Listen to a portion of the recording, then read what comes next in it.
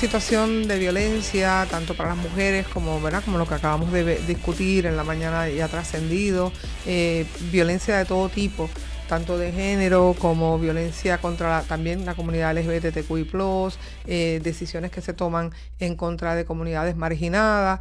Tenemos el tercer sector, que es el sector que apoya de alguna forma esas gestiones que nosotros queremos ver como sociedad, pero que el gobierno no tiene ese tiempo para hacerlas, o no tiene el personal o el expertise o el equipo designado para poder hacerlas. Entonces se supone que se designan al tercer sector. Hay organizaciones que llevan a cabo esas funciones. Pues para hablar de ello y cómo se han visto afectados estos servicios, está con nosotros Verónica Colón, directora ejecutiva de la Federación de Mujeres, y Coralis León, presidenta de la Red Nacional de Albergue de Violencia de Género. Muy buenos días a ambas. Buenos días. Buenos días. ¿Ustedes tienen chavos? Bueno. Está apretada la cosa, está apretada. La Federación de Mujeres encomendó un estudio sobre el recorte de fondos a la firma de estudios técnicos. ¿Ese estudio concluyó? Sí, nosotras terminamos ese estudio ya hace un mes. En el estudio la intención era entender el ecosistema de organizaciones que le sirven exclusivamente a mujeres, niñas y la comunidad género expansiva.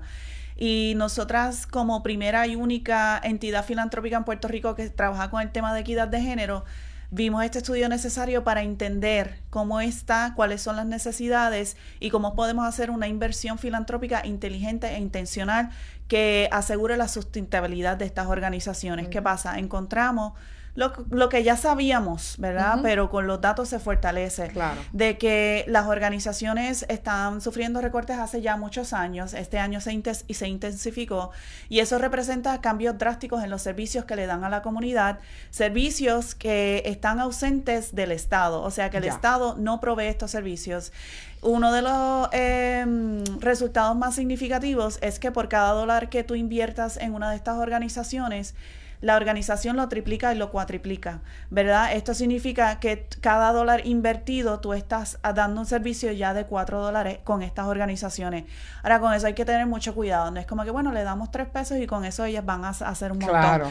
No es eso. Significa que cuando tú estás trabajando con personas, lideresas, organizaciones que están trabajando desde la comunidad, son gente que entiende la necesidad directa desde la información de las comunidades, y esa es la información que se necesita para hacer proyectos de política pública, para hacer servicios a personas más eficientes. Tienes que tener conocimiento. Así que nuestra apuesta siempre ha sido con estas organizaciones que son las que dan la cara cuando hay una crisis. Sin embargo, son las entidades globalmente que menos fondos filantrópicos reciben. O sea, a nivel global, las organizaciones de mujeres reciben menos del 2% de fondos filantrópicos.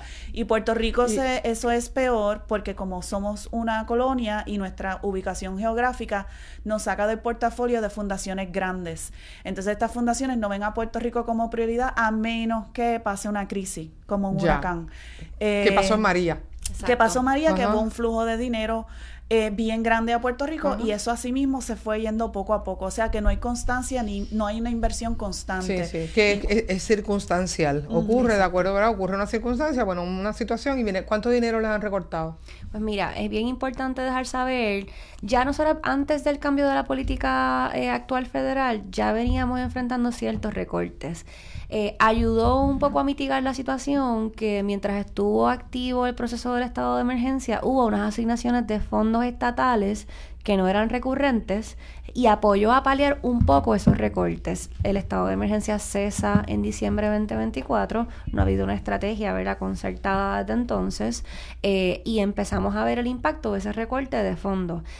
Por ejemplo, en el caso de Puerto Rico hay unos fondos federales que se le asignan a agencias locales y esas agencias tienen una responsabilidad de entonces repartirlo a las organizaciones. Claro. Esos que fondos... eso es como una sombrilla, como que puede recibir la cantidad de dinero y luego, ¿verdad? Porque ha demostrado que tiene la capacidad para poder manejar esos fondos y entonces lo distribuye a otras organizaciones más pequeñas que necesitan, pero no tienen el acceso o la preparación o la persona indicada para recibir esos fondos. El asunto es que esos fondos se han ido reduciendo a través del tiempo. Por ejemplo, en el caso del Departamento de Justicia, recibe fondos BOCA, que son fondos federales que les otorga el Departamento de Justicia Federal. Ellos llevan los últimos años recibiendo una serie de recortes que obviamente tienen que pasarle a las organizaciones porque no tienen otra forma de paliar ese recorte. Y este año el Departamento de Justicia decidió entonces, para tratar de darle a más personas, poner un cap, un tope que pueden solicitar hasta $150,000. Las organizaciones con las que he tenido la oportunidad de hablar me indican que si les otorgaran ese tope, significaría un recorte del 60% de lo que le han otorgado en otros años. ¿Y cómo están haciendo para cumplir con las víctimas, para poder atender a las personas? Están haciendo de tripas corazones. En el caso de la red, por ejemplo, nosotros hemos tenido una tremenda aliada que ha sido Débora Maldonado y Kilómetros de Cambio, y ella desarrolló una iniciativa de recabación de fondos que ayuda, pero no tapa el hueco, ¿verdad? Y eso es importante dejarlo saber. Y una de las cosas que nosotros hemos estado planteando es que más allá de abrir convocatorias, ¿verdad? Así como esporádicas, como por ejemplo ahora mismo hay una convocatoria abierta de fondos estatales asignada a justicia que ya abrió para que las organizaciones puedan solicitar.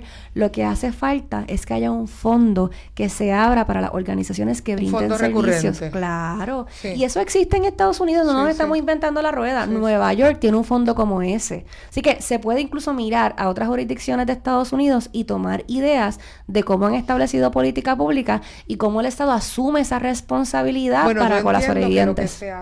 Lo que se hace acá, ¿verdad? Por lo menos a través de fondos legislativos, es que se hacen las peticiones y entonces se determinan esas designaciones por organización y no necesariamente van a ser las mismas o van a ser las mismas cantidades, y ahí es donde a lo mejor está pero creo que fondos legislativos básicamente se utiliza para eso. Pero el problema es que fondo legislativo es para todo. Claro. Entonces, no hay un fondo especial para trabajar el asunto de la violencia de género en Puerto Rico. Sin ánimos, ¿verdad?, de ofender a las personas que coordinan los festivales en Puerto Rico, pero una organización sin fines de lucro que da un servicio, ¿verdad?, que protege la vida de sus oyentes, tiene que competir con festivales, por ejemplo, o con el equipo de pelota de un municipio en específico, que necesitan sus recursos también, pero entonces lo que necesitamos es un fondo específico. Es que entra el problema, porque, ¿verdad?, yo soy de pensar de que todas esas cosas son importantes. Si bien las personas, ¿verdad?, nos convertimos en mejores seres humanos a través de las humanidades, pues también si no nos exponemos a ella, pues estamos dándote de comer o dándote herramientas, pero no te estamos transformando en la interioridad, y eso lo hacen las artes. Entonces, es como que hay que sopesar, pero entiendo el punto de que necesitarían que en el caso de las mujeres en particular fuera un fondo recurrente para la situación también de emergencia que estamos viviendo. Exactamente. O sea, están muriendo mujeres. ¿Ya han muerto cuántas? Feminicidios íntimos han sido 13 feminicidios íntimos, y tenemos, a raíz de los feminicidios íntimos, hay 22 huérfanos en Puerto Rico, que de hecho hay un vacío, es otro tema, pero hay un vacío de política pública también sobre cómo atender a los huérfanos y las huérfanas, ¿verdad?, a raíz de un feminicidio. Donde papá mató a mamá o el que sea, y se suicidó él también, y se quedan totalmente huérfanos a manos de la familia. Y aunque no se haya suicidado, pues papá va a enfrentar un proceso, ¿verdad?, criminal, y entonces pues a veces le dividen entre familiares, etcétera, y tampoco hay recursos para ello. Así que hace falta que haya una política pública que reconozca el asunto de la violencia de género, ¿verdad?, que el donativo legislativo siga cumpliendo su función. Correcto, te entiendo. Pero que haya un fondo específico para atender esta situación. Sí, hay que mirar esos presupuestos.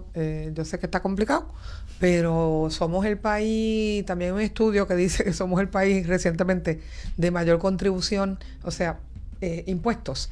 Así que, pues de algún lado pueden salir de ahí mismo, para no poner más impuestos. Exactamente. Pero es cuestión de cómo se distribuyen y de cómo se asignan.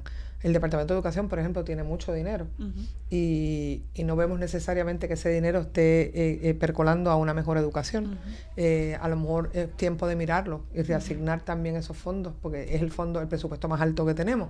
Así que a lo mejor deberíamos pensar en cómo insertar estas estructuras también allí. Podría ser, no sé, pensando aquí como los locos. No, y hay trabajo común, porque hay un trabajo que se hace de educación y prevención, y las organizaciones también tienen muchísima experiencia en esa área, que pueden aportar también a, desde temprana edad, hacer unas intervenciones específicas para prevenir que esto continúe. Estoy aquí pensando como los locos, pero a lo mejor no es tan loco, y me parece que podría ser una iniciativa que se pueda mirar. Bueno, les agradezco a ambas que me hayan acompañado. Conversábamos con Verónica Colón, directora ejecutiva de la Federación de Mujeres, y Coralis León, presidenta de la Red Nacional de Albergues de Violencia de Género. Vamos a una pausa. Soy Sonia Valentín, esto es El Calentón, ya regresamos.